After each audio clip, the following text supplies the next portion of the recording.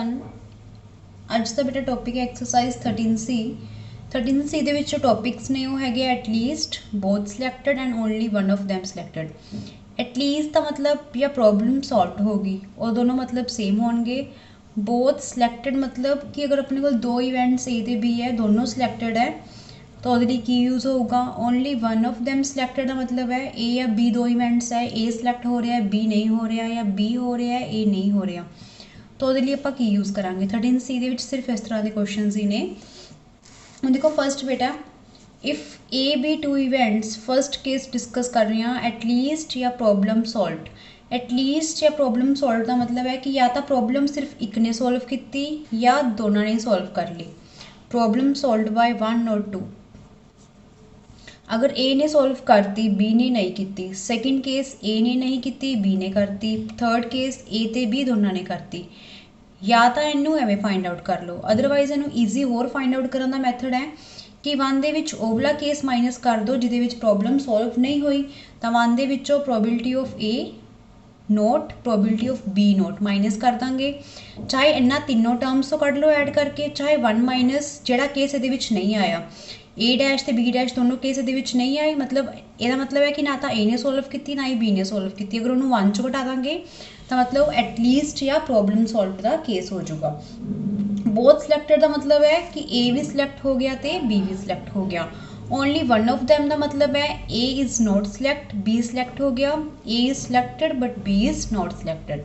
ये आए दो केस बननगे। हुण ये नाल दा क्वेश्चन करांगे जिहदे विच सारे केस डिस्कस हो जाएंगे। क्वेश्चन नंबर 8 है from modern book the which important है क्वेश्चन वेरी। क्वेश्चन है बेटा देखो a husband and wife appear for an interview for two post. Husband ते वाइफ इंटरव्यू के लिए अपीयर होए दो पोस्टां दे लई। The probability of the husband selection is 1/7 and the wife selection is 1/5। कहते हसबैंड के सिलेक्शन की प्रोबेबिलिटी 1/7 है एंड वाइफ के सिलेक्शन की probability 1/5। Now what's the probability that first है कि कहते हुण प्रोबेबिलिटी की होगी both of them will be selected. Question first case है both of them will be selected. देखो अगर हसबैंड मैं ए ले लिया कि ए हसबैंड है बी इवेंट वाइफ है तो probability of husband 1/7 probability of wife selection is 1/5।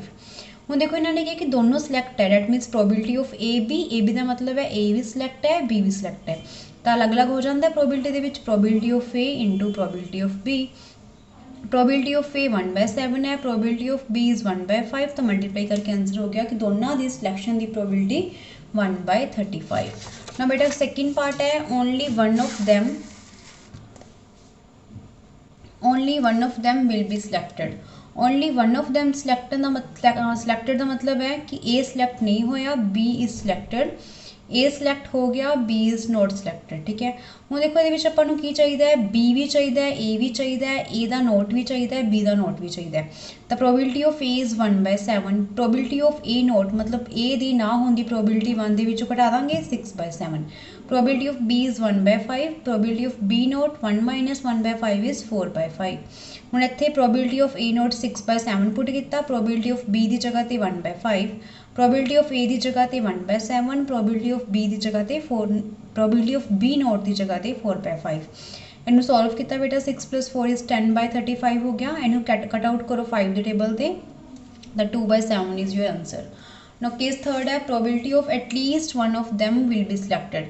At least लिए मैं क्या सीगा कि वन दे विचों ना सिलैक्ट होने का केस घटा दो 1 minus probability of A not probability of B not मतलब ना तो ए ने सॉल्व की ना ही बी ने सॉल्व की क्या केस तो आऊगा ही नहीं क्योंकि प्रॉब्लम सॉल्व हुई है तो 1 के आ केस घटा देंगे। ये ए नोट की वैल्यू 6/7 बी नोट की 4/5 1 के घटा के एलसीएम लेके सॉल्व किया आंसर इज 11/35।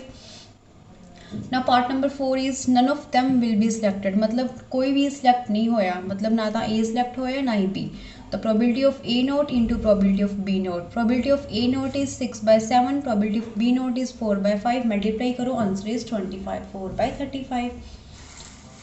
एक और क्वेश्चन कराऊंगी बेटा क्वेश्चन नंबर 11 लास्ट क्वेश्चन ही है मॉडर्न की बुक के वेरी इंपॉर्टेंट है भी। देखो इस क्वेश्चन है in a lot of 12 microwave ovens कि 12 तुहाडे कोल माइक्रोवेव ओवन है देयर आर 3 डिफेक्टिव उन्होंने 3 डिफेक्टिव है a person has ordered 4 of these units, person ने 4 यूनिट्स का ऑर्डर दिता 12 ਦੇ ਵਿੱਚੋਂ, and since each is identically packed, सारिਆਂ ਨੂੰ अलग अलग पैक किया हुआ है। What's the probability that, probability first है ऑल यूनिट्स आर गुड। ਹੁਣ देखो अगर ਤੁਹਾਡੇ ਕੋਲ टोटल 12 यूनिट्स है, गुड कितनी है, 3 तो डिफेक्टिव हो गया, तो गुड कितनी हो गया, 12 ਦੇ ਵਿੱਚੋਂ 3 ਘਟਾਏ 9। सिलेक्ट करनी है परसन ने 4, फर्स्ट केस है कि चारे यूनिट्स गुड होनी चाहिए, तो आप सिलेक्ट कि करांगे, फिर आप गुड चो सिलेक्ट करांगे। गुड कितनी है पहली 9, किन्ने विचों सिलेक्ट हो रही है 12, क्योंकि हर एक माइक्रोवेव अगर एक सिलेक्ट हो गया तो दोबारा तो पता ही है दोबारा सिलेक्ट नहीं होगा, तो फिर घट के कितना रह गया 8, नीचे किन्ने रह गए 11। नाउ नेक्स्ट कितना रह गया 7, नीचे कितना हो गया 10, नैक्सट इज 7 चो 1 घटाया 6, नीचे कितने हो गए 9, मतलब नीचे कट के यूनिट्स 9 रह गई, उपरों कट के 6 रह गई। तो 4 बारी 4 सिलेक्ट कर ले, तेन सॉल्व करके आंसर आ जाऊगा 14/55। नाउ सेकेंड पार्ट है एग्जैक्टली 3 यूनिट्स आर गुड, मतलब 3 यूनिट्स ही सही है, एक खराब है, मतलब 4 यूनिट्स अपने लैनी है। तो ये देखो केसिस बननगे, फर्स्ट ये हो सकता है कि पहले 3 यूनिट जो उन्हें खोले तो गुड होया, चौथे वाला बैड आ गया। ये हो सकता है कि पहले वाला गुड फिर बैड आया, फिर 2 गुड आ गए, क्योंकि आप 3 ही गुड करने हैं, फिर बैड अगे हो गया, पहला बैड निकलिया 3 गुड निकल गए, फिर क्या हो सकता है कि 2 गुड फिर एक बैड ते गुड, ये 4 केस बननगे। हुण देखो चारे केसिस दे विच 3 गुड है 1 बैड है, तो मतलब चारे केस है तो सेम बट अगे पिछे हो गए ना कि केड़ा पहला आया केड़ा बाद च, तो ये 4 टाइम हो गया probability of 3GG into B। हुण देखो 3 गुड दी ते 1 बैड की प्रोबेबिलिटी, 3 गुड मतलब 9/12, 8/11, 7/10, बैड जो खराब सीगा वो 3 दे विचों निकलूगा, तो 3 बटा नीचे किन्ने रह गए घट के 9, इनू सॉल्व करोगे आंसर आ जाऊगा 28/55। हुण इस क्वेश्चन च बट ध्यान रखना है कि अगर एग्जैक्टली 3 यूनिट्स आर गुड गया तो 1 गुड बैड हैगी विच, ਉਹਦੇ ਵਿੱਚ एक आइटम बैड है, तो वह बैड तुसी सिर्फ ये आवला केस लगा के ना छड़ दियो, इस चीज़ नू बैड अगे पिछे हो सकता है, 4 बारी शफलिंग होगी, जिवें आप कॉइन वाला क्वेश्चन करते हैं कि HTTH हुंदा है, उवें ये अगर एक बैड है तो बैड नू आप 4 बारी अगे पिछे करांगे, तो 4 केसिस होए आंसर तो सेम ही आऊगा, 4 टाइम लिख लांगे, मतलब आ चीज़ 4 टाइम आई अपनी। फिर ये 3 बारी गुड की प्रोबेबिलिटी 1 बारी बैड की प्रोबेबिलिटी कट के इनू सॉल्व करो तो तुहानू आंसर मिल जाऊगा। टोटल बेटा 10-12 क्वेश्चन है ये, बाकी ट्राई करने हैं, अगर कोई डाउट है तो तुसीं मेरे तो पूछ लियो। Thank you.